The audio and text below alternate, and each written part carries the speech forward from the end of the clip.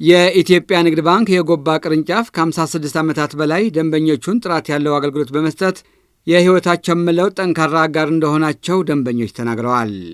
የባሌና አካባቢ ነዋሪዎች የኢትዮጵያ ንግድ ባንክ ባለፉት 56 ዓመታት እየሰጠ ባለው አገልግሎት የሕይወታቸው ለውጥ መሰረት እየሆነ መምጣቱም ተናግረዋል።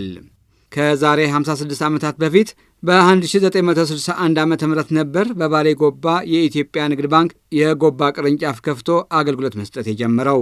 በወቅቱ የባንኩ ፕሬዝዳንት የነበሩትን አቶ ተፈራ ደግፌ ቅርንጫፉን መርቀው ሲከፍቱ በአካል እንደነበሩ የሚያስታውሱት የአካባቢ ነዋሪዎች ባንኩ ከ56 ዓመታት በፊት ለአካባቢ ማህበረሰብ ትኩረት ሰጥቶ ቅርንጫፉን መክፈቱ በነዋሪዎቹ ዘንድ የፈጠረው የደስታ ስሜት የላቀ እንደነበር ያስታውሳሉ። ባሌ በ1884 ዓመተ ምህረት የተመሰረተ ሲሆን እስከ 1961 ድረስ ምንም አይነት የባንክ አገልግሎት አልነበረም። ህዝቡ ገንዘቡን ይዞ በየሳጥኑ በየሽልቻው በየእንትኑ እያደረገ ቤት ምናምን እየተቃጠለበት ነበር የሚጠፋው። በኋላ ግን በ1961 ዓመተ ምህረት የኢትዮጵያ ንግድ ባንክ ይሄ አሁን ያደገው ተመሰረተ። እሱም የተመሰረተው በግለሰብ ቤት በክራይ ነው። አቶ አህመዶ በሚባሉ ቤት ክራይ ነው።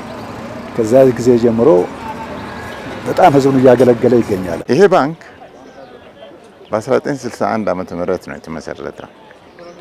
ከዛ በፊት በትምህርት ቤት ዓለም ሆነን ወላጆቻችን ገንዘብ የሚልኩልን ሰው ካገኙ በሰው ነው፣ ሰው ካላገኙ ሻሸመኔ ሄደው በባንክ እስከ መላክ ደረሱ። በፊት ግን 50 ብር ለማግኘት በእግራችን ከዚህ ጠፍተን ዶላር ነበር። ያንን ሁሉ የገታን የዛን ዘመን ልጆች ያስተማረው ከቤተሰቡ በተጨማሪ የኢትዮጵያ ንግድ ባንክ መሆኑን አምናለሁ። እዚህ ደረጃ አድርሶናል። በተለያዩ ባንክና ባንክ ነክ ባልሆኑ የአገልግሎቶች ግንባር ቀደም የሆነው የኢትዮጵያ ንግድ ባንክ ባለፉት 82 ዓመታት ያካበተውን ልምድ በመጠቀምና አዳዲስ አሰራሮችን ተግባራዊ በማድረግ የአካባቢ ማህበረሰብ የኢኮኖሚ ተጠቃሚ እንዲሆኑ እያደረገ ባለው ያላሰለሰ ጥረትም ደስተኛ መሆናቸው ገልጸዋል። በዘመናዊ ሁኔታ እያገለገለ የሚገኝ በስራም በሰው ብዛትም በስራ ቅልጥፍናም የተሻለ አገልግሎት እየሰጠ የሚገኝ ለኢትዮጵያ ሕዝብ የተቋቋመ ባንክ አገልግሎት ማለት ይቻላል። የስራ አካሄዱንም ስናየው በቅልጥፍናና በዘመናዊ ሁኔታ ህዝቡን እያገለገለ መሆኑን እንረዳለን። ሁላችንም ወደ ዘመናዊነት ተለውጧል። የገንዘብ አያያዝን አስተምሯል። ተኝቶ ለማደርም ከሀሳብም ለመገላገል እድል ያገኘው ባንኩ በመከፈቱ ንግድ መስፋፋትንም በር የከፈተው የኢትዮጵያ ንግድ ባንክ ማበደር ብቻ ሳይሆን በማስተማርም ብድርም ፈቅዶ እየተበደሩም ንግዳቸውን ለማስፋፋት ምቹ ሁኔታ የፈጠረላቸው የኢትዮጵያ ንግድ ባንክ ለሀገር እድገት ምሳሌ የሆነ ይመስለኛል። ከሱ የላቀ ምሳሌ ሊሆን የሚችል ባንክ በኢትዮጵያ ውስጥ የተፈጠረ አልመሰለኝም እስካሁን።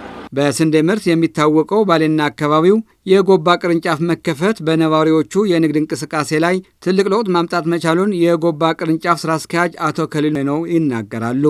ከጊዜ ወደ ጊዜ ደንበኞች ተኮር ለውጦች እየተደረጉ መምጣታቸውን የገለጹት አቶ ከሊል ቅርንጫፉ ደንበኞቹን ከመቼውም ጊዜ በበለጠ ለማገልገል ቁርጠኛ መሆኑንም አረጋግጠዋል።